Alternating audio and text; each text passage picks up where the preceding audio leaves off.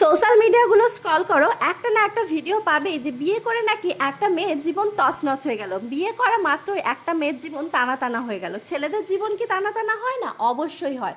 বিয়ের আগে পর্যন্ত একটা ছেলে বেড শেয়ার করতো না, বিয়ে করা মাত্রই তার ওয়াইফের সঙ্গে বেড শেয়ার করছে। আর তারপর যদি একটা বাচ্চা হয়, মা আর বাচ্চা মিলে তো পারলে বাবাকে বিছানা থেকে ফেলেই দেয়। কই সেটা নিয়ে তো ছেলেরা আন্দোলন করতে নামে না, বা মেয়েদের মতো প্যান প্যান করে না। এটা তো সামান্য একটা ব্যাপার। বিয়ের আগে পর্যন্ত একটা ছেলে হুল্লোড় করে ব্যাচেলার লাইফ কাটাতো, না ছিল তার টাকা পয়সা ইনকামের টেনশন, বাবা মার কাছ থেকে হাত খরচা পেতো, আর তাই নিয়ে বন্ধুদের সঙ্গে আড্ডা দিয়ে বিন্দাস লাইফ কাটাতো। কিন্তু বিয়ে করা মাত্রই তার ঘাড়ে এসে পড়ে সংসারের দায়িত্ব, টাকা ইনকামের দায়িত্ব, বইয়ের শখ পূরণের দায়িত্ব, তারপর যদি ছেলে মেয়ে হয় তাদের মানুষ করার দায়িত্ব, ইনভেস্টমেন্ট, মানে নানান রকম সমস্যা।